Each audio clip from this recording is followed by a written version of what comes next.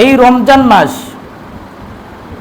অন্যান্য 11 মাসের তুলনায় দামি। তার প্রথম কারণ হচ্ছে এই রমজান মাসে কোরআন নাজিল হয়েছে। শাহরু রমাদান আল্লাযী উনজিলা ফীহিল কোরআন, এটা হচ্ছে পবিত্র রমজান মাস, যে মাসে আল্লাহ তাআলা কোরআন নাজিল করেছেন। তাহলে এই কোরআন নাজিল হইল রমজান মাসে।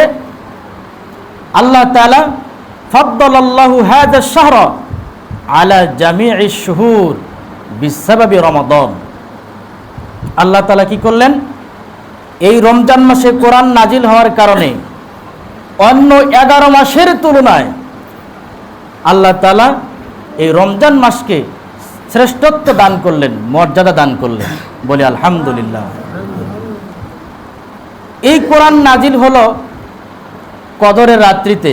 আল্লাহ তাআলা বলেন ইন্না আনজালনাহু ফি লাইলাতিল কদর, আমি এই কোরআনকে নাজিল করেছি কদরের রাত্রিতে। লাইলাতুল কদরি খায়রুম মিন আলফি শাহর, 1000 মাসের চাইতেও বেশি মর্যাদাবান হয়ে গেছে কদরের রাত। বলি আলহামদুলিল্লাহ। এই কদর রাত আমাদের সামনে আছে। ফাদ্দালাল্লাহু হাযাল লাইলা বা ইবাদাতু হাযিহিল লাইল খায়রুম মিন ইবাদাতি 83 সানা। কেউ যদি শবে বরাতের রাতে যদি ইবাদত করে আর উনি যদি ফজিলত পান, আল্লাহ তাআলা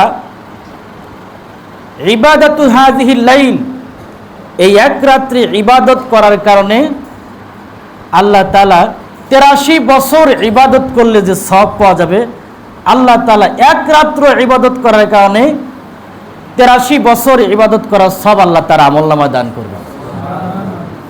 এই কারণেই অন্যান্য নবীদের উম্মতের তুলনায় আমাদের এই নবীর উম্মতেরা যদিও হায়াতে কম, কিন্তু সবের পরিমাণ বেশি হওয়ার কারণে আল্লাহ তাআলা আমাদের ওই নবীর উম্মতকে আগেই জান্নাতে প্রবেশ করাবেন।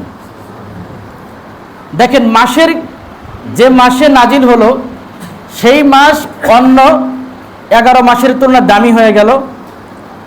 যে রাত্রিতে নাজিল হলো সেই রাত্রি 1000 মাসের তুলনায় দামি হয়ে গেল। আর 1000 মাসে হয় 83 বছর ইবাদত করার সওয়াব। আবার এই কোরআন নাজিল হয়েছে আমাদের নবী করিম হযরত মুহাম্মদ সাল্লাল্লাহু আলাইহি ওয়াসাল্লামের উপর।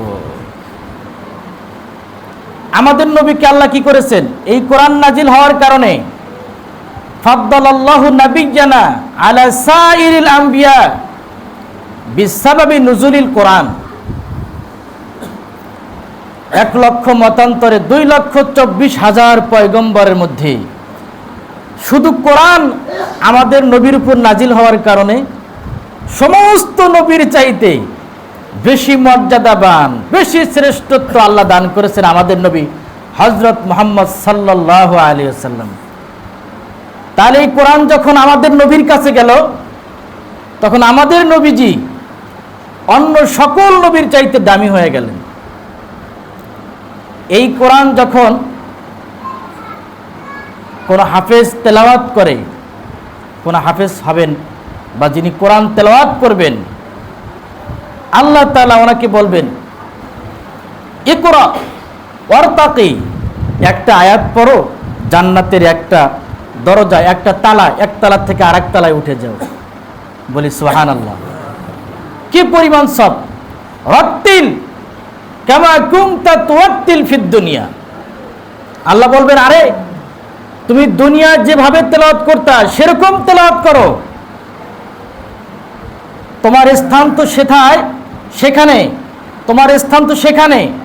ইনদা আখিরি আয়াতিন তাকরাউ, তুমি যে পরিমাণ তেলাওয়াত করবে আল্লাহ তাআলা তাকে ওই পর্যন্ত, ওই কয়েক তালায় আল্লাহ তাআলা তাকে তুলে দিবেন। জান্নাতের এত উচ্চ মর্যাদা আল্লাহ তাআলা দান করবেন। তাহলে একজন হাফেজে কোরআনকে বলা হবে ইকরা ওয়ারতাকি, কোরআন পড়ো এবং উপরে ওঠো। রাত্তিল কামা কুনতা তুরাত্তিল ফিদ দুনিয়া, ওরকম ভাবে তেলাওয়াত করো যেরকম তুমি দুনিয়ায় তেলাওয়াত করতে, ইনদা আখিরি আয়াতিন তাকরাউহা, তাহলে তেলাওয়াত করতে করতে সে যে কয় আয়াত তেলাওয়াত করতে পারবে, আল্লাহ তাআলা এই কোরআনের কারণে জান্নাতে তাকে ওই পরিমাণ উচ্চ আসনে মর্যাদা দান করবেন, বলে সুবহানাল্লাহ। কোরআনের মর্তবা এত বেশি, রমজান দামি হয়ে গেল। আবার দেখেন, এই কোরআন যদি একটা কাপড়, আমরা সাধারণ কাপড় দিয়ে কোরআনের গেলাপ বানাই না, এই কাপড় যদি আমাদের পায়ে লাগে, আমরা এরকম সালাম করি না? সালাম করি কেন? অথচ মানুষ, আমরা যারা কোরআনের কাপড় ব্যবহার করি, দেখবেন আমরা কি 300 টাকা গজের কাপড় দিয়ে বানাই না, নর্মাল কাপড় দিয়ে আমরা কোরআনের গেলাপ বানাই। কিন্তু কোরআনের কাছে এই 70 টাকা 60 টাকা গজের কাপড় আসার কারণে এমন দামি হয়ে যায়। নাহনু নুফাদ্দিলু আলা জামিল আসিয়াব, আমরা এই কাপড়টাকে, বাড়িতে যত কাপড় আছে, যত শাড়ি আছে, যত দামি শার্ট প্যান্ট পাঞ্জাবি আছে, সকল কাপড়ের তুলনায় আমরা সবচাইতে এই কোরআনের গেলাপটাকে আমরা সম্মান করি, সালাম করি। কিন্তু অন্য কোনো কাপড়কে কিন্তু সালাম করছি না। এরকম দেখেন, এই কোরআনের বরকতে এই যে রেহাল বানাই, কত কাঠ, দামি দামি কাঠ দিয়ে আমরা এখন খাট বানাই, কত কিছু বানানো হয়।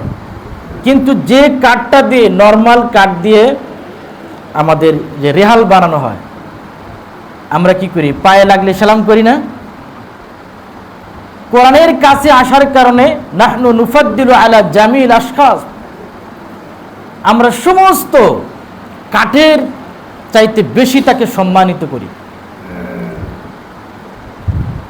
এরপর কোরআন তো এমন, যারা এই কোরআন তেলাওয়াত করবে, ওয়াস-সাওমু ওয়াল কোরআন ইশফাআন লিল আবদ, এই রমজানের রোজা এবং আপনার কোরআন, এটা আমাদের জন্য কিয়ামতের দিন আল্লাহর কাছে সুপারিশ করবে। রোজা বলবে, রব্বি মানাতুহু তুআমা ওয়াশ শারাব ফিন নাহার, আল্লাহ আমি তাকে দিনের বেলা খাইতে দেইনি, কে পান করতে দেইনি, ফাশাফিনি, আমার সুপারিশ কবুল করেন। আল্লাহ তাআলা তার সুপারিশ কবুল করবেন। এবং কোরআন বলবে, আয় রব্বি মানাতুহু নাওমা ফিল লাইল, এই যে আমরা তারাবির নামাজ পড়ি, কোরআন শুনি না?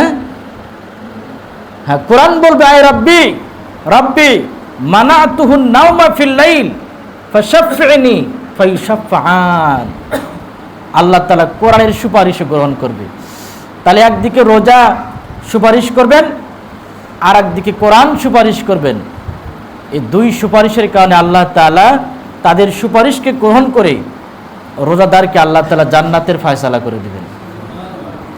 এজন্য আমাদের উচিত এই রমজান মাসে রোজা রাখা।